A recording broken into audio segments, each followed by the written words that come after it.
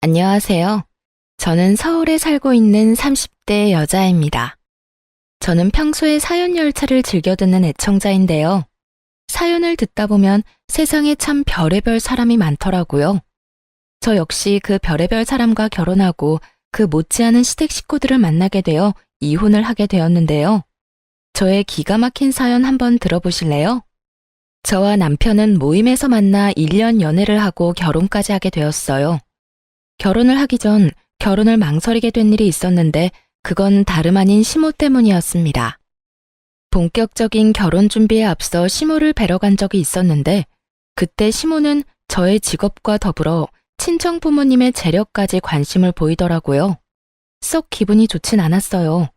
궁금할 순 있다고 생각을 하면서도 그걸 물어보는 시모의 말투가 저의 기분을 꺼림칙하게 만들었죠. 그래, 우리 하진이는 프리랜서? 집에서 하는 일을 한다며? 그게 벌이가 되긴 하니? 이 엄마는 옛날 사람이라 집에서 일한다는 게 생소하구나. 네, 회사원 다니던 때보다 더 벌 때도 있고 덜 벌 때도 있고 그래요. 그래? 안정적이진 않다는 거구나. 혹시나 그러다 잘못되면 우리 아들 혼자 고생해야 하는 건 아니겠지? 엄마, 무슨 말을 그렇게 해. 하진이가 힘들면 내가 더 벌면 되고 내가 힘들면 하진이가 더 벌면 되는 거지. 누가 더 고생한다 이런 말이 어디 있어. 같이 서로 힘을 합쳐 사는 거지. 그렇긴 한데 아무리 그래도 같이 꾸준히 잘 벌면 더 좋은 건 사실이지 않니? 요즘엔 여자도 돈을 벌어야 하는 세상이야. 혼자 벌어서 그 생활이 감당이나 되겠니? 아, 그리고 부모님은 들어보니 벌어두신 걸로 생활하신다고 하던데. 노후 자금까지 마련해둔 상태인 거지? 혹시나 나중에 너희한테 손 벌리거나 하진 않겠지? 아무래도 하진이가 외동딸이니 조금 걱정인 부분이 없지 않아 있구나. 제 직업과 벌이에 관해 물어볼 땐 충분히 궁금해하실 수 있다고 생각했습니다. 하지만 부모님의 재력이나 노후에 관해 물어오니 이건 좀 아니란 생각이 들더라고요. 하물며 시모 본인은 계속해서 남편에게 용돈을 받아 쓰고 있는 것을 뻔히 아는데 제 앞에서 저딴 말을 하니 어이가 없기도 했어요. 이런 제 마음을 남편이 눈치챘는지 서둘러 시모의 입을 막아버리더라고요. 엄마, 왜 계속 그런 걸 물어? 하진이 집 우리가 걱정할 필요도 없을 만큼 준비 탄탄하게 잘 해놓으셨어. 그러니까 그런 거 자꾸 묻지 말란 말이야. 내가 진짜 하진이 보기 부끄럽다고. 하진아, 엄마가 돌아가신 아빠 때문에 생활고에 시달린 경험이 있으셔서 그래. 생활이 힘들면 아무래도 가정부터 무너지니까.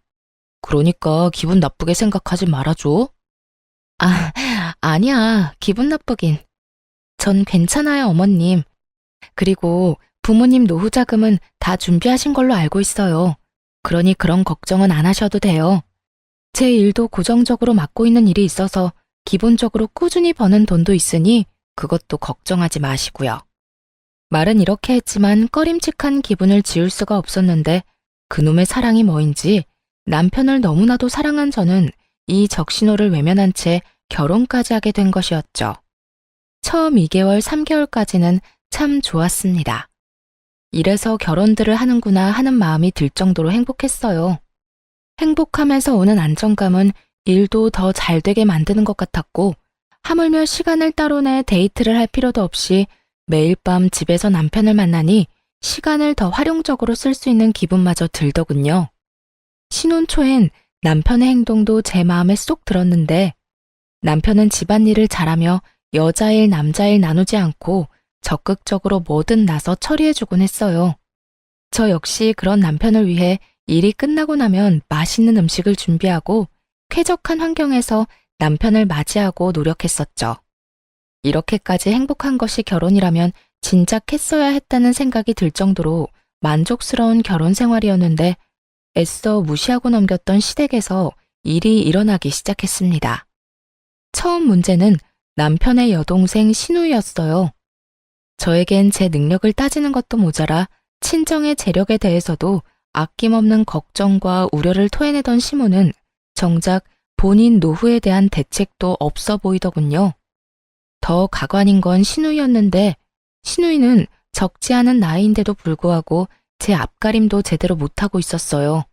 시모는 그나마 살고 있는 집이 자가였던 터라 남편이 조금씩 주는 용돈과 소일거리를 하며 생계를 유지라도 하고 있었는데 젊은 시누이는 조금만 마음에 안 든다 싶으면 참을 생각은 전혀 하지 않고 회사를 그만두는 것을 반복하고 있었죠. 오빠, 나 회사 그만둬서 그러는데 용돈 좀 주면 안 돼? 너 또 그만뒀어? 입사한 지 얼마나 됐다고. 이번이 몇 번째야?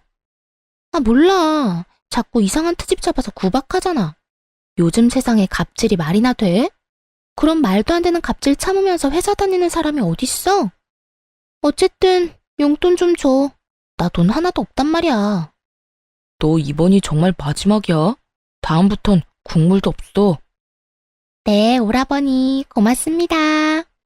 이렇듯 시누이는 야금야금 남편에게 용돈이란 명목으로 돈을 뜯어가기 일쑤였고 그 액수가 크지 않았던 터라 그저 지켜만 보고 있는 상황이었죠. 그런데 시누이는 남편에게 뜯어가던 돈으론 부족했는지 어느 날은 제가 혼자 있는 낮 시간에 집으로 찾아왔더라고요. 연락 한 통 하지 않고 말이죠. 아가씨, 갑자기 무슨 일이세요? 지금 회사에 있을 시간 아니에요? 회사 그만뒀어요. 조금 더 일찍 입사한 게 무슨 벼슬이라도 되는 줄 아는지 과장이 계속 잔소리하고 괴롭혀서 그냥 그만두고 나와버렸어요. 아, 그래요? 그러면 또 취업 자리 알아봐야 하겠네요. 그렇죠 뭐. 그렇지 않아도 이력서 냈는데 면접 보러 오라고 해서 가보려고요. 그래서 하는 말인데 언니, 나 용돈 좀 주면 안 돼요? 면접 보러 가려고 하는데 마땅히 입을 옷이 없어서요. 네? 용돈이요? 아가씨, 얼마 전에 오빠한테 용돈 받아갔잖아요. 그때도 오빠가 꽤 준 걸로 아는데 설마 그 돈을 다 썼어요? 아, 그거 얼마나 된다고 남아있겠어요. 이미 다 쓰고 없죠. 그러지 말고 용돈 좀 줘요. 저 진짜 이번 회사는 꼭 다니고 싶단 말이에요. 이번에 면접 붙으면 그만 안 두고 오래 다닐 자신도 있다고요.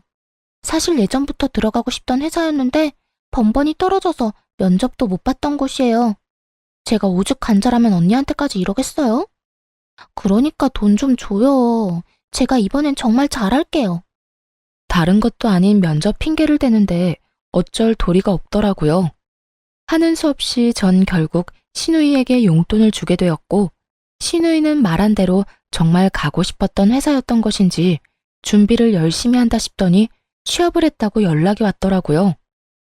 언니, 저 붙었어요. 그때 말했던 그 회사에 입사했다고요. 그게 정말이에요? 아가씨, 정말 축하해요. 그렇게 가고 싶어 하더니 정말 잘 됐어요.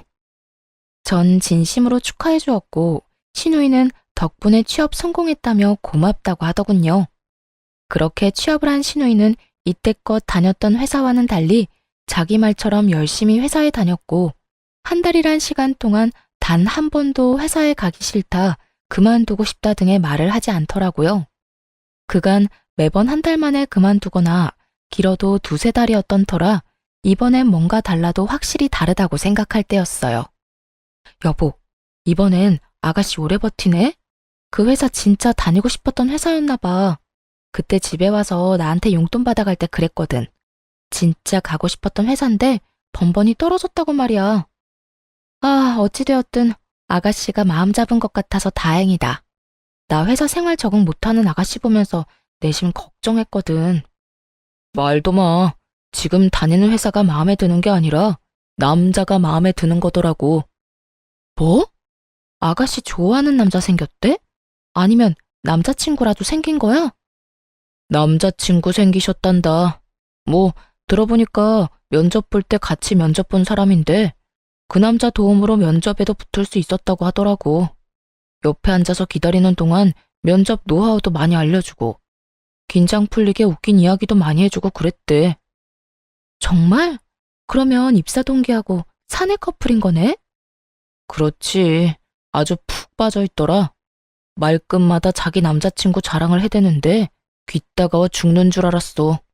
신우이에겐 꽤 괜찮은 남자친구가 생긴 듯 했고 전 그 이유가 무엇이든 간에 신우이가 회사에 잘 다니는 것 같아 다행이라고 생각했어요. 딱 여기까진 다 괜찮았습니다. 젊은 남녀가 서로 좋아 만나겠다는데 그건 문제가 될 것이 전혀 없었죠. 하지만 그 다음이 문제였어요. 그날은 시모가 집으로 불러 시댁으로 간 날이었는데 시모의 안색이 안 좋더라고요. 그래서 전 걱정스러운 마음에 시모에게 이유를 묻게 되었죠. 그런데 어머님, 아가씨가 연애하는 게 그렇게 걱정이세요? 아가씨 남자친구가 마음에 안 드세요? 안색이 너무 안 좋아요. 아니, 그런 게 아니야. 오히려 남자친구는 잘 만났더구나. 집도 잘 사는 것 같고 사람도 성실하고 반듯한 것이 마음에 들었어. 지금 혼자 사는데 글쎄 그 아파트도 자가라고 하더구나. 그래요? 젊은 나이에 능력이 좋네요. 여러모로 좋은 일인 것 같은데 왜 그렇게 표정이 어두우세요? 아니 글쎄 우리 딸 임신을 했다나 봐. 모아둔 돈은 전혀 없는 주제에 덜컥 임신이라니. 일을 어떻게 해? 상대방은 바라는 게 많아 보이던데 우리는 능력이 안 되니 말이다. 돈은 없으면서 당장 결혼해서 아기는 무조건 낳을 거라고 난리다. 내가 골머리가 다 아파. 연애한 지 한 달 만에 임신, 그리고 결혼이라니. 솔직히 당황스럽긴 했어요. 그렇다고 이미 가진 아기를 지우라고 할 수도 없는 노릇이고, 또 그렇다고 준비된 것도 없는 아가씨에게 하고 싶은 대로 다 하라고 할 수도 없는 노릇이었죠. 그렇게 제가 당황스러움에 아무 말도 하지 않고 있으니 시모가 내 눈치를 살피며 이야기를 꺼내기 시작했어요. 그래서 하는 말인데 네가 시집 올 때 해온 신혼집 알아보니까 그 아파트 가격 많이 올랐던데 그거 처분해서 우리 딸 시집 좀 보내면 안 되겠니? 저를 시댁으로 부른 목적이 밝혀지는 순간이었어요. 결혼을 할 당시에 남편이 모은 돈이 별로 없어 친정에서 아파트를 해주셨는데 그 아파트를 팔아 시누이 결혼 자금으로 내놓으란 말을 하려 저를 부른 것이었더군요. 이런 정신 나간 시모들이 있다고 하더니 제 시모가 이런 정신 나간 말을 저에게 할 거라고는 상상도 못했습니다. 이런 문제일수록 애매하게 말해 괜한 기대감을 주는 것보다 확실하게 딱 자르는 게 맞다고 생각해 저는 조금 단호하게 나가기로 했어요. 네? 제 집을요? 그러면 저희는 어디서 살아요? 어디서 살긴 여기서 살면 되지 않니? 우리 아들 방 도배 싹 하고 가구 들이면 제법 신혼방 분위기 날 거다. 그러니까 집 처분해서 우리 딸 시집부터 좀 보내자꾸나. 아기를 지우려고 할 수는 없는 노릇이지 않니? 그렇다고 제 집을 처분해서 아가씨 시집 보내는 것도 아니죠. 저도 힘들게 번 돈으로 힘들게 장만한 집이라고요. 저희 부모님 돈도 들어가기도 했고요. 어찌됐든 전 그럴 생각 없으니 어머님도 방금 하신 말은 없던 걸로 해주세요. 제 말에 시모는 섭섭한 기색을 숨기지 않더라고요. 그때까지 소중하다는 듯 부여잡은 제 손을 제가 안 된다고 하자마자 신경질적으로 뿌리친 시모는 이렇게 말했어요. 넌 어떻게 된 애가 생각해본다는 말도 안 하니? 네가 그렇게 딱 잘라서 안 된다고 말하면 내가 민망할 거란 생각은 안 하는 거니? 넌 어쩜 그렇게 네 기분, 네 생각만 하니? 민망하셨다면 죄송해요. 그런데 저는 어머님을 민망하게 만들고 싶어서 그랬던 게 아니라 이런 문제일수록 딱 잘라 정확하게 말아야 한다고 생각해서 그렇게 말씀드린 거예요. 아무리 길게 생각해본다 한들 안 되는 일인데 시간 끌면 뭐해요? 괜히 기대만 하게 만들지 않겠어요? 전 그런 상황 만들기 싫었던 것뿐이니 너무 기분 나빠하지 마세요. 이미 기분 다 상했다. 네가 뭐 지금이라도 다시 생각해본다고 하면 내 기분이 좀 풀릴 것 같기도 한데 어떠니? 다시 생각해 볼래? 누가 아니? 지금은 딱 잘라서 안 되는 일이지만 곰곰이 다시 생각해 보면 가능성이 생길 수도 있는 일이지 않니? 그러니까 지금 딱 잘라 안 된다고 하지 말고 집에 가서 잘 생각해 보려무나.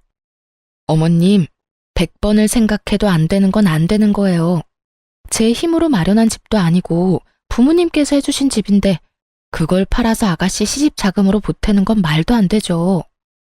너 아까부터 계속 말도 안 된다고 하는데 뭐가 그렇게 말도 안 되니? 너 이제 우리 가족 아니니? 가족이면 이럴 때 다 돕고 사는 게 당연한데 넌 왜 계속 말도 안 된다고 하는 건지 난 네가 이해가 안 되는구나. 도무지 말이 통할 것 같지 않았어요. 시모는 제가 어떤 말을 어떻게 하든지 간에 무조건 다시 생각해봐라.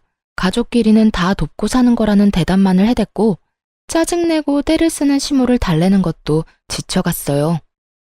어머님, 죄송한데요.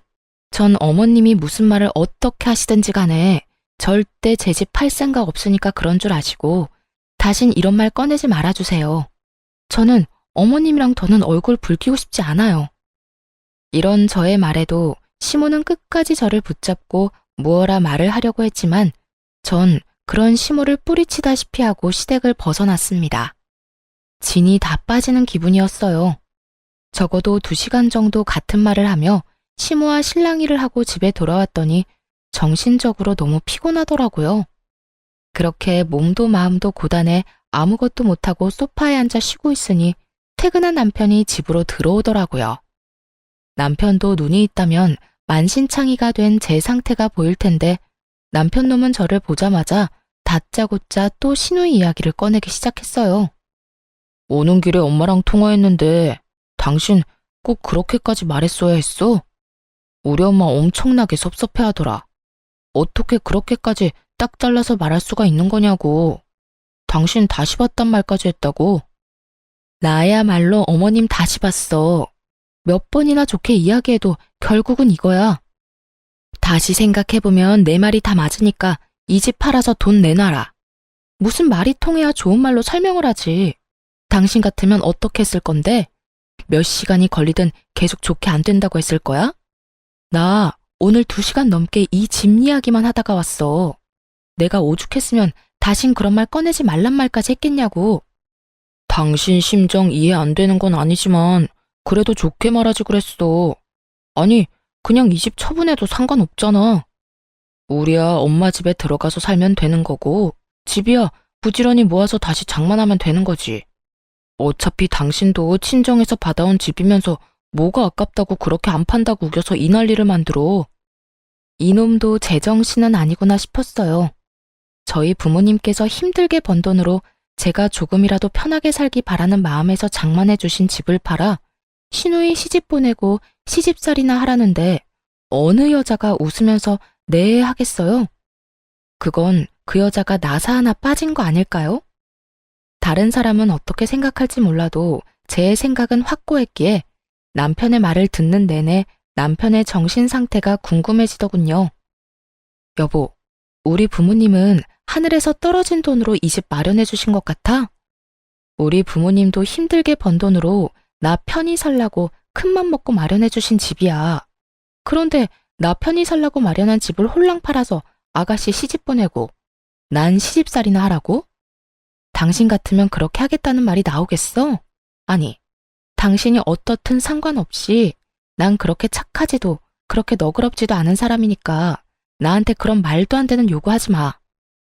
당신 진짜 이렇게까지 냉정하게 굴어야겠어? 나도 오죽하면 이렇게까지 말하겠냐고. 다른 것도 아닌 임신했다잖아. 죽어도 아기 낳겠다는데 그러면 미혼모를 만들어? 그럴 순 없는 노릇이잖아. 일단 시집은 보내야지. 그러니까 애초에 그렇게 과한 혼수를 요구하면 아가씨가 딱 잘라서 안 된다고 했어야지. 모아둔 돈도 없고 마련할 능력도 없으면서 무조건 알겠다고 하면 어떻게 해. 그 뒷수습은 누가 하냐고. 아가씨 생각하면 나도 안타깝긴 하지만 그건 그거고 이건 이거야. 난 이 집 건드릴 생각 전혀 없으니까 그런 줄 알아. 여보, 왜? 여기 귀먹은 사람 없어. 소리 지르지 말고 똑같은 말 계속하게 만들지도 마. 처음이었어요. 남편과 제가 이렇게까지 언성을 높이며 부부싸움을 한 적은요. 남편은 계속 저를 설득하려고 했고 저는 끝까지 안 된다고 하고 그야말로 아비규환이 따로 없었죠. 그날 이후 시모와 시누이는 번갈아 가며 연락이 오고 있었고 연락이 없는 날엔 집에 와 저를 설득하려고 애썼어요. 시모는 저에게 늘 이런 말을 했고 너 진짜 가족끼리 이렇게까지 매정하게 구는 거 아니다. 내가 매번 하는 말이지만 다시 한번 생각해봐라. 아니, 다시 생각해볼 필요도 없어. 그냥 집 처분하고 네 시누이 줘. 이건 네가 해줘야만 하는 거야. 가족끼리 돕고 사는 건 당연한 거 아니니? 너도 이제 우리 가족이고 능력이 되는 네가 해결해줘야 하는 건 당연하다는 이 이야기야. 시누이는 늘 이런 이야기를 했죠. 언니, 진짜 이럴 거예요? 그까짓 돈 얼마나 한다고? 임신해서 그렇지 않아도 힘든 저를 더 불안하게 만들어요? 언니가 돈 안 해줘서 저 시집 못 가면 언니가 책임질 거예요? 저 임신까지 했는데 이러다 결혼 못하면 미혼모 된다고요. 아니 막말로 내가 그런 좋은 집에 시집가게 되면 나만 좋겠어요? 내가 언니랑 오빠한테 다 보답하지 않겠어요? 공부 많이 했다고 하던데 어떻게 당장 눈앞의 것만 생각하고 먼 미래는 생각을 안 해요? 정 아파트 처분하는 게 싫으면 담보대출이라도 받아달라고요. 사실 설득이라기보단 당당한 요구와 우격다짐에 더 가깝긴 했지만요. 결국 전 두 사람의 번호를 차단함과 동시에 집에서 하던 작업을 밖에서 하곤 했습니다. 괜히 얼굴을 마주쳐봤자 감정만 상할 것이고 전화를 붙잡고 있어봤자 같은 말만 반복하는 상황에 지치기도 했으니까요. 남편은 제가 차단까지 했다는 사실을 전해 들었는지 또 저를 닥달하기 시작하더군요. 당신 진짜 이럴 거야? 어떻게 시댁 식구를 차단할 수가 있어? 내가 오죽했으면 이렇게까지 했겠어? 전화가 쉴 새가 없어. 어머님이랑 아가씨가 계속 전화해서 아니, 두 사람은 나한테 이 집 맡겨놨대? 나한테 도대체 왜 그러는 거야? 두 사람도 오죽했으면 그렇게까지 하겠어? 오죽 급하고 절박하면 그렇게까지 하겠냐고. 난 분명 안 된다고 여러 번 말했고 지금도 그 생각에는 변함없어. 그러니까 나한테 그만 연락하고 그만 찾아오라고 전해. 남편은 끝까지 제 입장에선 조금도 생각하지 않는 듯 하더라고요. 그저 남편의 머릿속엔 자기 동생만으로 가득해 보였고 전 그런 남편을 보며 점점 실망감을 느끼고 있었습니다. 그렇게 살얼음판을 걷는 와중에 시누이의 상견례 소식이 들려오더라고요. 마음 같아선 상견례고 나발이고 참석하고 싶지 않았지만 남편이 돈도 안 내놓으면서 자리도 채우지 않을 셈이냐며 빈정거리길래 결국 참석하게 되었어요. 상견례 자리는 생각보다 화기애애했는데 본격적인 결혼 준비와 함께 돈 이야기가 오가며 분위기는 조금씩 무거워지더라고요. 저희는 아무리 급하게 하는 결혼이라도 격식은 차리고 싶은데 사돈 생각은 어떠세요? 아무래도 저희는 아들 하나뿐이라 해주고 싶은 것도 많고 그만큼 격식을 따지고 싶은 마음이 크긴 한데 혹시나 사돈 댁에서 부담이 되신다면 다 생략해도 상관은 없습니다. 혼수도 마찬가지예요. 지금 이 녀석이 사는 집에 다 갖춰져 있긴 하지만 아무래도 새 출발하는 건데 가전 가구도 새로 다 하는 게 좋지 않을까요? 뭐 우리 새아가만 괜찮다면 그대로 써도 상관은 없지만요. 사돈 댁에선 자신들의 입장에선 격식을 차리고 싶은 것도 사실이지만 최대한 시댁에 맞춰 진행해도 상관없다는 듯 말하더군요. 그 순간 내심 저는 잘 됐다고 이젠 그렇게까지 큰 돈은 필요 없겠다 싶었어요. 그러면서도 사돈댁은 시댁에 들었던 것만큼 과하게 바라는 것 같지도 않은데 왜 집까지 들먹이며 사람을 괴롭혀댔나 하는 원망스러운 마음도 들더라고요. 그렇게 이야기를 들으며 혼자만의 생각에 잠긴 사이 시모가 입을 떼더라고요. 아닙니다. 저희도 딸 하나 시집 보내는 건데 다 제대로 해서 결혼시키고 싶네요. 혼수도 이미 다 알아보고 있어요. 그러니 사돈께선 말씀하신 대로 격식 다 갖추고 애들 결혼시키면 될 것 같아요. 이때야 확실해졌어요. 애초에 시모와 시누이가 말하던 사돈댁에서 바란 혼수 따윈 없었다는 것을요. 그저 시누이와 시모가 처음부터 밉보이고 싶지도 않고 있는 척을 하고 싶어 이때껏 돈을 내놓으라며 사람을 괴롭혔던 것이라는 것을 말이죠. 그 순간 화가 나기도 했지만 불안하더라고요. 당장 돈 나올 구멍이 전혀 없다는 걸 아는데 저런 대화를 주고받으니 기가 막히면서도 불안할 수밖에요. 그 뒤로도 이런저런 이야기가 오가긴 했지만 깊어지는 불안감 때문에 전혀 집중할 수가 없었고 정신을 차려보니 상견례는 끝이 났더라고요. 제 불안감과는 달리 결혼식은 생각보다 더 빨리 준비되어 가고 있었어요. 고가의 식장과 스튜디오, 드레스, 메이크업 예약을 했다는 이야기도 들리더라고요. 그럴수록 저는 더욱 불안해졌고 그 불안감은 현실이 되었습니다. 그날도 남편은 출근을 하고 저는 집에서 일을 하고 있는데 점심시간이 갓 지났을 무렵 출근한다고 나간 남편이 시모와 함께 집으로 들어오더라고요. 양손에 하나씩 큰 캐리어를 끌고서요. 여보, 이 시간에 집엔 무슨 일이야? 어머님까지. 그런데 그 짐은 뭐예요?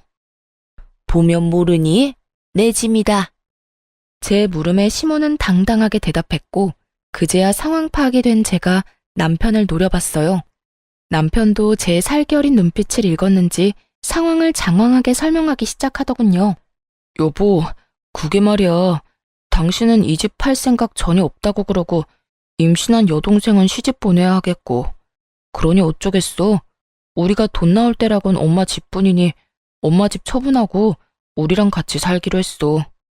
엄마가 큰맘 먹고 집도 처분하고 우리랑 같이 사는 불편함도 감수하기로 했으니까 당신도 이 집 지킨 대신 엄마 좀 모시고 살아야겠어. 사건의 전말은 이러했어요. 제가 도저히 집을 팔 기미가 보이지 않자 시모의 집을 팔아 시누이의 결혼 자금을 쓰고 있었던 것이었어요. 상견례 전 저에게 이런 계획을 털어놨다간 제가 상견례 자리에서 가만히 있지 않을 테니 저에겐 비밀로 하고 있다가 상견례가 끝나자마자 집으로 밀고 들어왔던 것입니다. 여기까지도 머리뚜껑이 열리기 직전인데 시모는 당연하다는 듯 안방을 가리키며 이렇게 말하더라고요. 뭘 그렇게 길게 설명하고 있어? 시어미가 같이 살자고 하면 그냥 네 하고 살면 되는 거지. 난 어느 방 쓰면 되니? 아무래도 내가 안방 쓰는 게 너희도 마음이 편하겠지? 여기가 안방이었나? 시모는 안방으로 발길을 옮기고 있었고 저는 그런 시모의 앞으로 막아서고 남편에게 따져 물었어요. 아무리 상황이 그렇다고 한들 이건 아니지. 이렇게 무례한 행동이 어딨어? 한마디 상의도 없이 이런 일 벌인 거 난 도무지 납득할 수도 없고 이 상황을 그냥 받아들일 생각 역시 전혀 없어. 두 사람은 이런 상황은 전혀 예상하지도 못했다는 듯 저를 보며 눈만 끔뻑이고 있더라고요. 그랬겠죠. 두 사람 생각엔 일단 짐을 챙겨 들어오기만 하면 제가 하는 수 없이 시모를 모시고 살 거라고 생각했겠죠. 하지만 전 그리 쉽게 당해줄 사람이 아니었고 상황이 어떻게 됐든 이런 식은 용납할 수 없었습니다. 그냥 받아들이지 않으면 네가 어떻게 할 거니? 나를 내쫓기라도 하겠다는 거야? 이제 집도 팔아버리고 집도 없는 시어머니를? 네, 전 그렇게 할 거예요. 어머님, 저는 어머님 모실 생각 없어요. 그러니까 무례한 행동 그만하시고 당장 나가주세요. 저는 단호하게 대답했고 이런 저를 보며 남편이 노발대발 화를 내고 모진 말들을 쏟아내기 시작하더군요. 너 이렇게까지 이기적이었어? 어떻게 우리 엄마 보고 나가라는 말을 할 수가 있어? 너 진짜 냉정하다. 아니, 네 몸속엔 피는 흐르고 있는 거 맞아? 너 지금 괴물 같아. 피도 눈물도 없는 괴물 같다고. 날 이렇게까지 몰고 간 건 당신이랑 어머님이야. 집 가지고 사람을 그렇게 괴롭히더니 이제는 뭐? 한마디 상의도 없이 밀고 들어와서 같이 살겠다고? 난 절대 싫으니까 이런 내가 그렇게 싫으면 당신도 어머님이랑 나가. 뭐해? 어서 안 나가고. 나 절대 안 막아. 안 붙잡는다고. 너 감히 내 아들한테 뭐? 이 집에서 나가? 어디 가장을 집에서 내쫓으려는 게야? 이렇게 말한 시모는 제 머리를 향해 손을 뻗었고 전 그런 시모의 손을 낚아채 뿌리치며 이렇게 말했어요. 몸에 손대지 마세요. 그리고 지금 당장 나가세요. 지금 당장 나가지 않으면 아가씨 결혼 제 손으로 다 엎어버릴 겁니다. 우려했던 말이 제 입에서 나오자 두 사람은 잠시 멈칫한다 싶더니 이내에 비웃음을 지어 보이며 저를 조롱하기 시작하더라고요. 네가 무슨 수로 내 딸 결혼을 없는다고 그러니? 당신 미쳤어? 제정신이야? 아무리 기분이 상했다고 해도 어떻게 그런 말을 해? 당신 진짜 이렇게까지 모진 사람이었어? 내가 진짜 내 동생 결혼만 아니면 당신 같은 여자랑은 그만 살고 싶은 심정이다. 제가 하고 싶은 말을 남편 놈이 먼저 하고 앉았더군요. 저야말로 당장 내쫓아버리고 이혼하고 싶은 마음이 굴뚝이었으니까요. 나도 마찬가지인데 잘 됐네. 그러니까 당장 이 집에서 나가. 이혼하고 싶은 여자랑 얼굴 보면서 살 필요가 뭐가 있어. 어디 어른 앞에서 건방지게 이혼 이야기를 꺼내는 게야? 너 도대체 뭘 믿고 이렇게까지 나오니? 이까지 집? 너 지금 이까지 집 믿고 이렇게 건방지게 구는 거니? 집 있는 게 무슨 벼슬이라도 되는 줄 아나? 자기가 뭔데 이혼을 한다 만다 하는 것도 모자라 내 딸 결혼까지 망친다고 하는지. 저 다 알고 있어요. 아가씨 임신한 거 아니라는 거. 뭐야? 네가 그걸 어떻게 알고 있는 거야? 그래요. 아가씨는 임신한 적이 없었어요. 이 사실을 알게 된 건 멍청한 신우이의 뒤처리 때문이었죠. 한참 저에게 돈을 요구하던 시기에 신우이가 저희 집까지 찾아온 적이 있었는데 그때 화장실을 자주 간다 싶더라고요. 임신 초기에 화장실을 자주 가기도 한다고 하니 그런가 보다 했는데 신우이가 돌아가고 난 후 화장실을 가니 쓰레기통에선 여러 개의 생리대가 발견되기도 했고요. 정말 기가 막히지 않나요? 어떻게 임신을 가지고 장난질을 할 수가 있는지 제 상식으론 이해가 되지 않더라고요. 아무리 그 남자를 붙잡고 싶고 그 집안의 재력이 탐이 난다고 한들 그런 거짓말은 절대 안 된다고 생각했죠. 그러면서 이때껏 저를 대했던 모든 행동에 대해 의구심을 품게 되기도 했고요. 사실 처음에 신우이가 임신했다고 하며 시집갈 돈이 없다고 했을 때 조금 흔들렸던 건 사실이에요. 아파트 차분까진 아니더라도 그동안 제가 모았던 돈 정도는 보태주려고 했었어요. 하지만 시모가 파렴치하게 나오는 모습을 보며 그 생각도 스치듯 지나가 버렸고 절대 아무것도 내주면 안 된다는 생각을 하게 된 것이었죠. 어찌됐든 이렇게 전 아가씨가 가짜 임신으로 결혼까지 하려는 것을 알았고 시모 역시 한 집에 사는데 이 모든 사실을 모를 일 없다고 생각했던 것이었죠. 제 예상대로 시모는 모든 사실을 다 알고 있었고 멍청한 제 남편은 전혀 아무것도 모르는 눈치더군요. 뭐라고? 임신한 게 아니었단 말이야? 왜 그런 거짓말을 했대? 그러다 들키면 어쩌려고? 우리만 입 다물면 들킬 리도 없어. 들어보니 그 집 재산이 장난이 아니라고 하더라. 그런 집 외동아들이 네 동생한테 푹 빠져 있다는데 기회 왔을 때 잡아야 할 거 아니니? 일단 결혼부터 시키고 적당한 때에 유산했다고 하면 돼. 진짜 임신하게 되면 더 좋고. 하여튼 그래서 결혼 서두른 거니까 너도 조용하고 있어. 억소리가 날 만큼 놀라운 말이었어요. 딸 자식이 그딴 짓을 저지르고 있다고 하면 부모가 나서 말리고 혼내는 게 정상 아닌가요? 시모는 그런 시누이를 말리기는커녕 앞장서서 시누이를 돕고 있더군요. 남편 역시 같은 핏줄은 확실하더라고요. 시모의 말에 말릴 생각은 하지도 않고 앞으로 호강할 일만 남았다며 시누이를 부러워하고 있더군요.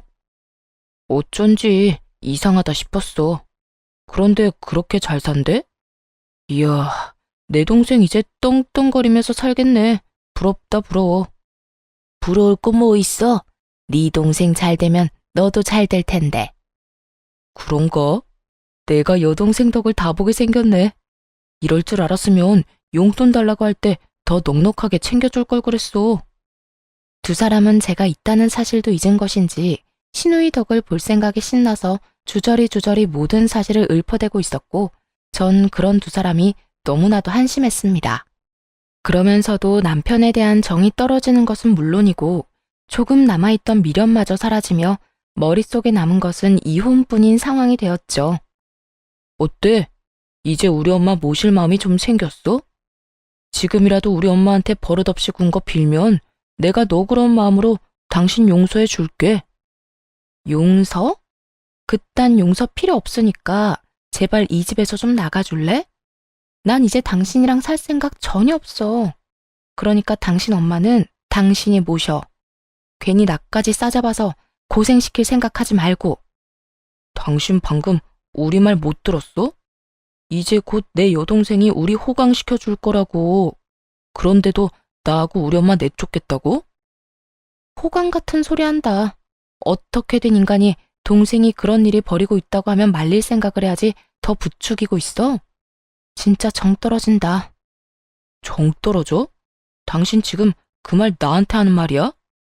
그래, 당신하고 당신 가족한테 하는 말이야. 사랑하는 남자한테 임신했다고 속이고 결혼하려는 아가씨나 그런 사실 알고도 딸 혼내기는커녕 집까지 처분해서 도와주는 어머님이나 호강 타령이나 하는 당신이나 세 사람 전부 다 치가 떨리게 정 떨어져. 난 네가 말하는 그딴 호강은 바란 적도 없고 앞으로도 필요 없으니까 당장 이 집에서 나가. 이렇게까지 나가라고 했으면 자존심이 상해서 나가는 것이 정상일 텐데 도무지 두 사람은 움직일 생각도 제 말을 들어먹을 생각도 하지 않더라고요. 오히려 화를 내는 저를 보면 그러다 정말 후회한다는 둥, 지금이라도 늦지 않았다는 둥 헛소리만 하며 비아냥거릴 뿐이었어요. 전 더는 두 사람의 그림자도 보기 싫은 상태였고 혹시 몰라 상견례 때 받아뒀던 신우의 예비 신랑의 명함을 보여주며 이렇게 말했어요. 나 지금 농담하는 거 아니야. 지금 당장 나가지 않으면 나 이 명함에 적힌 번호로 전화해서 아가씨 가짜 임신이니까 지금 당장 산부인과 같이 가보라고 할 거야. 그게 뭔데? 이찬훈? 이찬훈이면 내 동생이랑 결혼할 남자 아니야? 네가 이 사람 명함을 왜 가지고 있어? 상견례 때 주길래 받아뒀어. 지금 그게 중요해? 더 중요한 게 있을 텐데. 정말 네 동생 결혼 다 엎어버리기 전에 당장 나가라고. 잠시만. 당신 정말 왜 이래? 지금 우리가 여기서 나가면 어디로 가? 오갈 데도 없단 말이야. 그것까지 내가 해결해줘야 해? 이혼할 마당에 그런 것까지 내가 신경 써줘야 하냐고. 신경 써달라는 게 아니라 며칠 시간을 좀 달라는 말이지. 아니, 이혼할 때까지는 여기서 좀 지내면 안 될까? 당신이 원하는 대로 이혼할 건데 조금만 지낼게. 느끼셨나요? 남편이나 시모나 대화가 통하지 않는 것은 매 한 가지였어요. 아니, 통하지 않는 것을 넘어 아예 되지 않는 수준이었죠. 저는 도저히 안 되겠다는 생각에 두 사람이 보는 앞에서 명함에 적힌 번호를 누르기 시작했고 그런 제 모습을 보던 남편과 시모가 화들짝 놀라며 짐을 챙기기 시작하더라고요. 지금 나가. 지금 나간다고. 그러니까 전화하지 마. 당신이 전화하면 진짜 큰일 난다고. 그래, 얘. 나 짐 다 챙겼다. 이제 나갈 거야. 그러니 전화하지 말거라. 앞으로 여기 찾아오지도 않을 테니 절대 전화하지 마라. 아연실색한 두 사람은 서둘러 집을 떠나버렸고 전 잔뜩 겁에 질린 채 도망가는 두 사람의 모습을 보며 깊은 한숨을 내쉬었어요. 그날 이후 이혼 준비에 박차를 가했어요. 저를 괴롭혔던 남편은 물론이고 시모 시누이에게까지 위자료를 받을 수 있었죠. 금액이 많진 않았지만 속이 다 후련하더군요. 거기에다 전 제가 결혼을 하며 쓴 모든 비용을 청구해 그것마저 6개월이란 시간 동안 대부분 돌려받을 수 있었습니다. 제가 이혼을 하고 난 후 전 시누이에게 연락이 왔더라고요. 들리는 소문으로 결혼 한 달 만에 이혼 취소를 당했다고 하던데 그 소문이 맞더라고요. 이렇게 전화까지 한 걸 보면요. 야, 네가 다 말했지? 나 가짜 임신이었던 거 네가 다 말했잖아. 너 다 알고 있었다며. 네가 내 남편한테 전화해서 산부인과 가보라는 거 아니냐고. 야, 마누라가 임신했는데 남편이 병원 같이 가고 싶어 하는 건 당연한 거 아니니? 어디 애먼 사람한테 전화까지 해서 핫플이야. 그전까진 병원 가보자는 말도 안 했단 말이야. 왜 갑자기 병원에 가자고 하냐고. 그걸 나한테 물으면 어떻게 해? 네 남편한테 물어봐. 당사자 두고 왜 나한테 이 난리야? 이혼하자고 저 난리를 부리는데 어떻게 그딴 걸 물어봐? 진짜 머리는 장식용이야 뭐야? 너야말로 대가리가 장식용이겠지. 야, 네가 이혼을 하든 재혼을 하든 난 다 상관없고 관심도 없거든. 그러니까 나한테 이딴 식으로 책임 떠넘김을 생각하지 말고 이럴 시간에 반성이나 해. 애초에 이런 일이 벌어진 것도 네가 다 임신했다는 거짓말 때문에 일어난 일이니까. 알겠어? 누가 누구한테 책임을 묻는 건지 정말 벌을 받고도 깨달은 바가 전혀 없는 인간이라 생각했네요. 혹시나 궁금해하실까봐 드리는 말씀인데 전 정말로 아무 말도 하지 않았어요. 처음엔 연락해 말해줄까 싶기도 했지만 그렇게까지 깊게 관여하고 싶지 않아 명함을 벌어버렸습니다. 제 일처리에도 힘이 벅찬 상태라 남 생각할 여유가 되지 않기도 했고요. 어쨌든 전 신우이는 이혼이 아닌 혼인 취소가 되었다고 들었고 그 뒤에 경악스러운 일이 회사에 소문이 나며 그토록 어렵게 입사하게 된 회사도 그만뒀다고 하더군요. 여러 위자료와 결혼을 한다고 집까지 팔아 써댔던 모든 돈을 허공에 날린 꼴이 되어버린 것이었죠. 그렇게 빚쟁이가 되어버린 세 사람은 작은 집에서 옹기종기 모여 산다는 이야기를 들을 수가 있었네요. 이렇게 그 악연도 끝날 거라 생각했는데 아니더라고요. 전 남편이 집으로 찾아왔으니까요.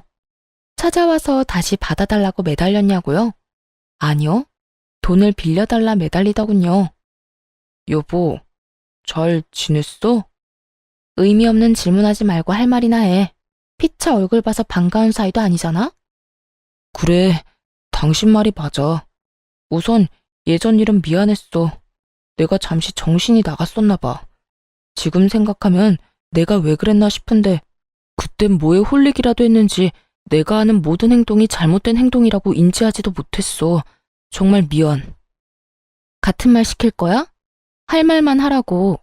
고작 그딴 사과하자고 온 건 아닐 거 아니야? 제 말에 남편놈은 제 눈치를 힐끔힐끔 보며 이야기를 꺼내더라고요. 그게, 여보, 나 돈 좀 빌려주면 안 될까? 알다시피 이리저리 빚을 많이 내서 요즘 많이 힘들어. 막내도 아직 취업 못해서 나 혼자 감당하려니까 너무 버거운 상태야. 그러니까 당신이 너무 힘들어서 그러는데 나한테 돈을 빌려달라고? 다른 사람도 아닌 나한테? 죽을 만큼 힘드니까 당신밖에 생각이 안 나더라고. 그리고 우리한테 받은 위자료도 있으니까 여유도 있을 거 아니야. 조금만 빌려주면 안 될까? 구구절절 사연팔이를 하는 전 남편을 앞에 두고 얼마나 웃었나 모릅니다. 이혼할 때 위자료로 준 돈을 빌려달라니 너무 기막히고 웃긴 발상 아닌가요?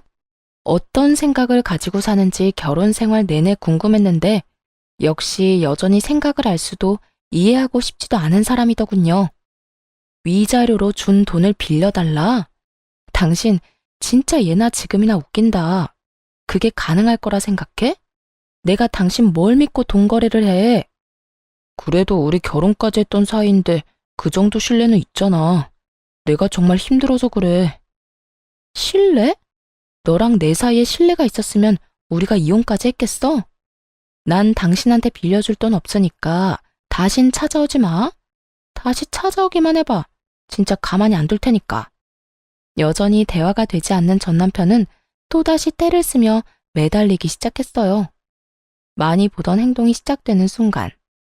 더 말해봤자 입만 아플 거라는 걸 직감으로 깨달은 저는 바로 휴대전화를 꺼내 112를 눌렀죠.